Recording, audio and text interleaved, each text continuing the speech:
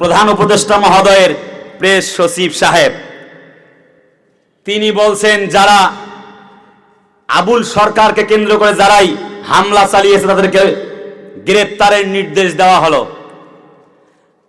আমি গতকালও একজন দেখেছি মহাসচিব মহোদয়, উনিও বলেছেন কালকে যে এটি একটি ধর্মান্ধদের উগ্রবাদের আস্থানার উত্থান হয়েছে বলে বাউলদের উপরে হামলা করা হয়েছে।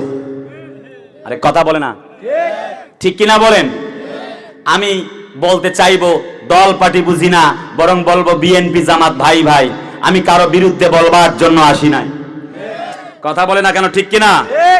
বাউলের উপরে হামলায় মির্জা ফখরুল সাহেবের নিন্দা, আল্লাহর ওপর যখন বাউল আর ফাউলরা যখন কটূক্তিমূলক কথা বলল তখন তার কোনো নিন্দা নেই, তখন তার কোনো প্রতিবাদ নেই।